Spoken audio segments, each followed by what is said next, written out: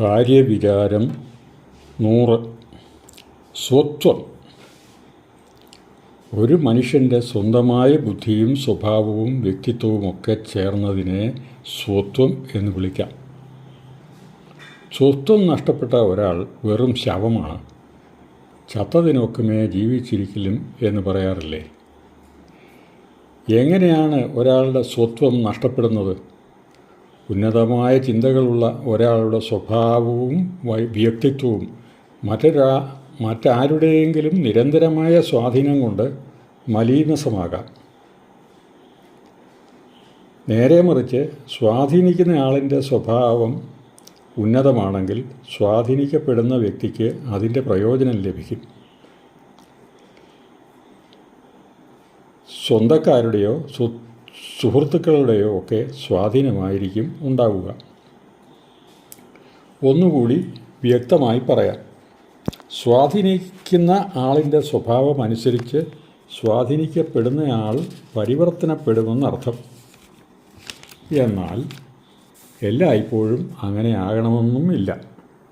സ്വഭാവത്തിലും വ്യക്തിത്വത്തിലും സ്ഥിരതയുള്ള ഒരാളെ മറ്റാര് തന്നെ വിചാരിച്ചാലും മാറ്റാൻ സാധിക്കില്ല. അതായത് സ്ഥിര സ്വഭാവമുള്ളവരും ചഞ്ചല മനസ്സുള്ളവരുമുണ്ട് സമൂഹത്തിൽ. ഈ രണ്ടു തരം സ്വഭാവക്കാരെയും നമ്മൾ കാണാറുണ്ട്. രണ്ടാമത്തെ കൂട്ടർ തങ്ങളുടെ സ്വത്വം നിലനിർത്തുന്നതിന് നന്നേ പാടുപെടും. ഈ ചഞ്ചല സ്വഭാവികളെ ഒരു സുഹൃത്തോ അടുത്ത ബന്ധുവോ തൻ്റെ നിരന്തരമായ ഇടപെടലുകളിലൂടെ അല്ലെങ്കിൽ സ്വാധീനത്തിലൂടെ മാറ്റിമറിച്ചേക്കാം. അഥവാ ഓന്നിൻ്റെ നിറമാണ് അവർക്ക്. ഇത്തരക്കാരെ ഒരിക്കലും വിശ്വസിക്കാൻ കൊള്ളില്ല. ചിലപ്പോൾ ആ സത്യം നമുക്ക് ഏറ്റവും വേണ്ടപ്പെട്ട നമുക്ക് ഏറ്റവും വേണ്ടപ്പെട്ട ആളായിരിക്കും. അതുകൊണ്ട് കഴിച്ചിട്ടിറക്കാനും വയ്യ, മതിരിച്ചിട്ട് തുപ്പാനും വയ്യ എന്ന അവസ്ഥയായിരിക്കും നമുക്ക്. പിന്നെ ഒരു രസകരമായ കാര്യം, ഈ കൂട്ടർ പൊതുവെ സാത്വിക സ്വഭാവികളായിരിക്കാനാണ് സാധ്യത. ബുദ്ധിശക്തിയിലും വിദ്യാഭ്യാസത്തിലും സ്വന്തം നേട്ടങ്ങളിലും ഇവർ മികച്ചു നിൽക്കുന്നവരുമായിരിക്കും. സ്വഭാവത്തിൽ സ്ഥിരതയുള്ളവരിൽ ഒരു ന്യൂനപക്ഷം ചിലപ്പോൾ കഠിനഹൃദയരായിരിക്കും. അവർ തീരുമാനിച്ചുറപ്പിച്ച കാര്യങ്ങളിൽ നിന്ന് മറ്റാരൊക്കെ പറഞ്ഞാലും ഉപദേശിച്ചാലും അവർ മാറുകയില്ല എന്നതാണ് പ്രത്യേകത. ചിലപ്പോൾ ആ തീരുമാനം മറ്റുള്ളവർക്ക് ഗുണകരമാകാം, ചിലപ്പോൾ ദോഷകരമാകാം. ദോഷകരമായി തീർന്നാൽ പിന്നീട് അവർ പശ്ചാത്തപിച്ചെന്നും വരാം. ഹിറ്റ്ലറും മുസോളിനിയും നെപ്പോളിയനുമൊക്കെ ഉറച്ച മനസ്സിൻ്റെ ഉടമകളായിരുന്നു. അവരുടെ തീരുമാനങ്ങൾ പിൽക്കാലത്ത് വലിയ വിപത്തുകൾക്ക് വഴിതെളിച്ചു. നേരെ മറിച്ച് ഗാന്ധിജിയും എഡിസണും മാഡം ക്യൂറിയും ന്യൂട്ടനും ഗൂഗിൾ കണ്ടുപിടിച്ച സെർജെ ബ്രീനും മൊബൈൽ ഫോൺ കണ്ടുപിടിച്ച മാർട്ടിൻ കൂപ്പറുമൊക്കെ തങ്ങളുടെ സ്ഥിരബുദ്ധി നേർവഴിക്കാണ് തിരിച്ചുവിട്ടത്. തന്മൂലം അത് മനുഷ്യ നന്മയ്ക്ക് ഉപകരിച്ചു. മസ്തിഷ്കത്തിലെ ഫ്രോണ്ടൽ ലോബിൻ്റെ ഏറ്റവും മുമ്പിലുള്ള ഗൈറസാണ് പ്രീ ഫ്രോണ്ടൽ കോർട്ടെക്സ്. ഇവിടെയാണ് ഉറച്ച ബുദ്ധിയുടെയും ചിന്തയുടെയും ഓർമ്മയുടെയുമൊക്കെ കേന്ദ്രങ്ങൾ സ്ഥിതി ചെയ്യുന്നത്. ഈ കേന്ദ്രങ്ങൾക്ക് ഏതെങ്കിലും ചെറിയ കേടുപാടുകൾ ഉണ്ടായാൽ വ്യക്തിയുടെ സ്വത്വം നഷ്ടപ്പെട്ടു പോകാൻ സാധ്യതയുണ്ട്.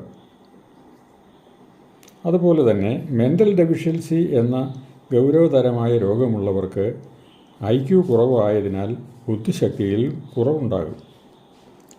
ബാല്യകാലത്തിൽ തന്നെ ഇതിൻ്റെ ലക്ഷണങ്ങൾ കണ്ടു തുടങ്ങും.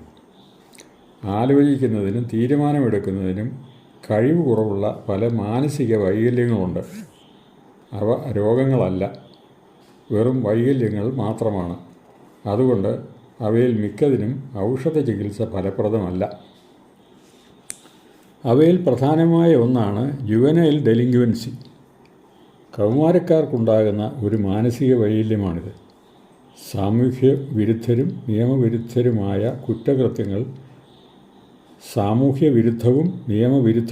കുറ്റകൃത്യങ്ങൾ തുടർച്ചയായി ഇവർ ചെയ്തുകൊണ്ടിരിക്കും. തിരുത്തലിന് വിധേയരല്ല ഇക്കൂട്ടർ. വഴിപിഴച്ചവർ എന്ന് പറയാം. ഇവർക്ക് സ്ഥിരബുദ്ധിയില്ല എന്ന് പറയാം. ഇവർ സ്വത്ത് നഷ്ടപ്പെട്ടവരാണ്. ആങ്സൈറ്റി ഡിസോർഡർ അല്ലെങ്കിൽ ആകാംക്ഷാ വൈകല്യം എന്നത് മറ്റൊന്നാണ്. ഇത് ബാല്യകാലത്തിൽ തുടങ്ങുന്ന ഒരു സാധാരണ പ്രശ്നമാണ്. ഇവരുടെ കടുത്ത ആകാംക്ഷയും സംശയവും കാരണം ബുദ്ധിസ്ഥിരത കുറവായിരിക്കും. ഫോബിയ, ഭീതി, ഡിപ്രഷൻ അല്ലെങ്കിൽ വിഷാദരോഗം മുതലായവ ഗുരുതരമായ പ്രശ്നങ്ങളും ശൈശവം മുതൽ ആരംഭിക്കാം. ഇവയെല്ലാം ഈ കുട്ടികൾക്കും ഉറച്ച തീരുമാനമെടുക്കുന്നതിന് കഴിവില്ല. ഇവർ അധികവും മറ്റുള്ളവരുടെ സ്വാധീന വലയത്തിലായിരിക്കും. സൈക്കോസിസ്, ഷൈസോഫ്രീനിയ മുതലായ കടുത്ത മാനസിക രോഗം ഉള്ളവർക്ക് ഔഷധ ചികിത്സ ഫലപ്രദമാണ്.